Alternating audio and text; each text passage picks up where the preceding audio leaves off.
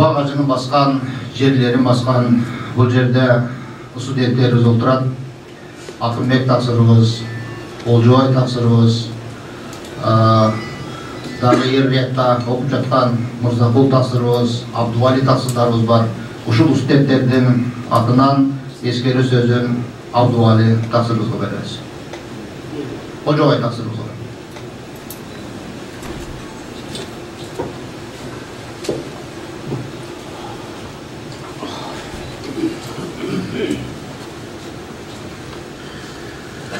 Bismillahirrahmanirrahim. Elhamdülillah. Salatu vesselamu ala Resulillah. Amma ba'd. Esselamu aleyküm ve rahmetullahi ve berekatuhu. Hurmatlı konuklar, hurmatlı Hazreti Mufti, jana uşul jıyındın katışçıları. Bugün Salkara alım ustazımız Çuva ağacını eskert turabız.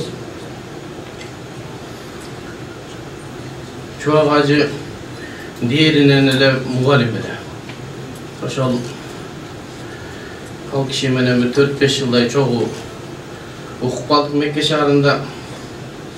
Şol men 2004 yılı barganında şol koşup alıp özünün nasihatlarını aytıp yol görgözüp Hanafi mazhabının karmanını Ahl-i Sünnet vel Cemaat akidası Maturidi yolun karmanını bize görgözüp özünün nasihatlarını aytты.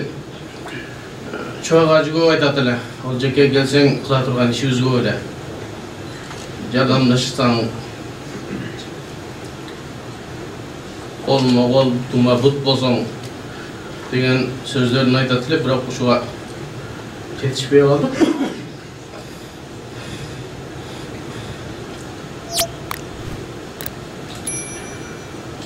Ал кишинин көптөгөн илими бар эле.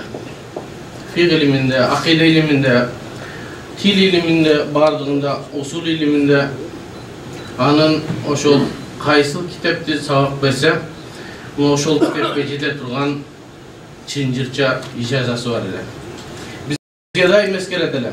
İlim alsaң, oşo iliminden ata tegi menen algın. Oşonun ijazası menen algın. Erteң barıp sabak bergeninde, senin kolundağı bergen sabak kitabından ijazan bolsun dep. Al kişinin ben eskersem uşul köpün akide iliminde, fiq iliminde, jana başka ilimlerde köp sözlerdi aytты, fatvalardı berdi. Bırak uşul hadis iliminde al kişinin köpün ilimi açılmaya kalıp ketdi. Al hadis usul iliminde, hadis iliminde terin ilimi var ele, köpün yüzügön ijazalar var ele. Benim sözümüzü uzatmayın, Kudayım buyursa anın arkasından geletken yaşlar var. Kudayım buyursa çuva ağacımızın yolunu yoldayız dep ümit kılabız.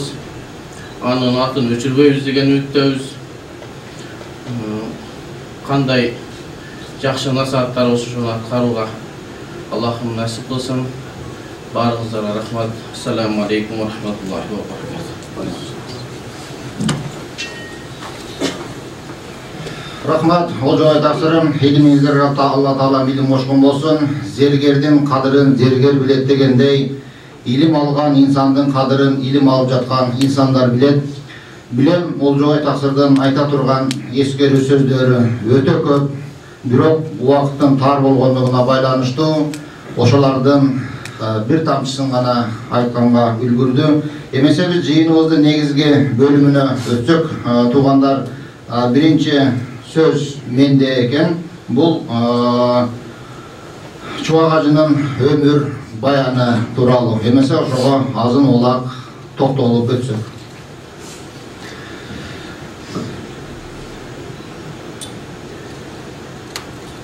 Bilime ötkön bir yıl. Altardı, ağalımdardı, arabızdan algan tacil eti. Болгону 45 yıl ömür sürgön, bирок meken üçün, din üçün, kılımdan işin jasagan bir tuğanımız, belgili din alımı Çuva ağacı Jalilov, örnöktü ömürü menen har bir Kırgızstanlıktın oğuzunda kelmesi var. Bunun Müslümandın jürögünün tartıktуу orun taba aldı. Anın öçpös ömürü сиз менен бизди мына ушундай залга жыйнап отурат. Ардактуу коноктор, бүгүнкү иш-чаранын жалпы катышуучулары баарыңыздарды белгилүү дин алымы Чубак Жалиловдун жаркын элесине арналган Өчмөс өмүр аттуу илимий конференцияга кош келдиңиздер демекчимин. Чубак Ажыны айтсак, сыпаттары түгөнгүс, кээ бир адамдар бар көзү тирүүсүндө кордойбуз, көз өткөн соң сыйлайбыз. Бирок алымды коомчулуктагы 7 жаштан 70 жашка чейинки инсандардын бардыгы көзү тирүүсүндө да сыйлап бартачу. Чубак Ажы Кудайдын ырайымы менен бизге келди. Ал элдин баарына багыт көрсөтүп, туура эмес агымдарга жуурулуп жаткан динди таза кылып көрсөтүп, коомчулукту түз жолго багыттады. Алым кыргыз журтунун диний кризиске жолугушунан алдын алды. Дин менен каада салтты айкалыштырып алып барып берди. Мындай чыгармачылык ар кимдин колунан келе бербейт. Хадисте айтылгандай, ар бир кылымда Алла Таала динди жамоочуларды жиберип турат. Чубак Ажы кылымда бир жаралуучу киши эле. Ал кайталангыс адам. Эч качан өзүнүн кызыкчылыгын ойлогон эмес. Ал аз, бирок саз жашады. Аллах ажыбыздын пендечилик кылып, билип билбей кетирген катачылыктарын кечирип, өзүнүн дейишинен орун берген болсун. Чубак Ажы Жалилов 1975 жылы 21 январда Жалал Абад облусундагы Базар Коргон районунун Мундуз айылында мугалимдин үй бүлөсүндө туулган. Орто мектепти алтын медалы менен аяктаган. Чубак Ажы 1996 жылы Азирети Умар атындагы Кыргызстан Ислам университетинин артыкчылык диплому менен бүтүргөн.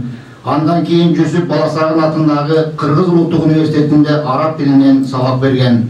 2000-2006 жылдары Сауд Арабиясындагы дүйнөгө таанымал Үмүл Кура эл аралык университетинин алдында араб тили институтун бүтүрүп, андан соң шарият факультетинин шарият жана усул боюнча бакалавр даражасына ээ болгон. Арабаев атындагы Кыргыз мамлекеттик университетинин теология факультетинен теология боюнча магистрлик даражасына ээ болуп, Кыргызстан эл аралык университетинде илимин дагы да өркүндөтүп, докторлук диссертациянын жактоонун астында турган эле.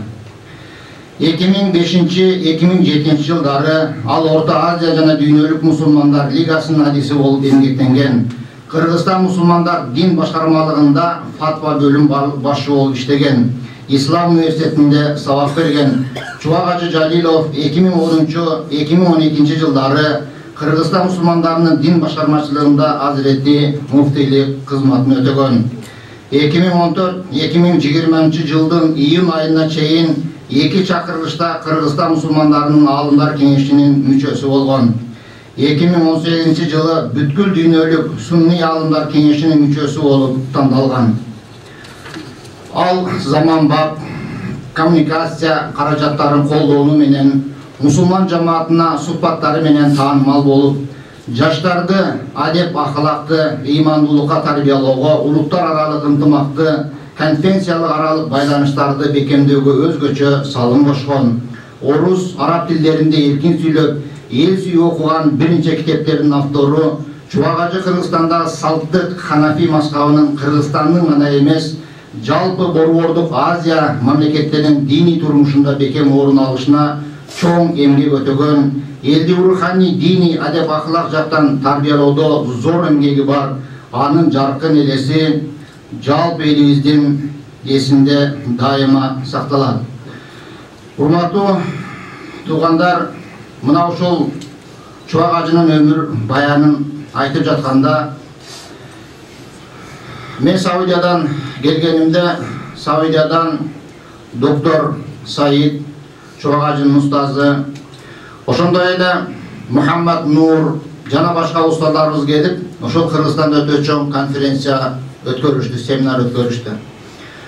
Ошондо Чубак Ажы котормочулукка чыгып, которуп турду.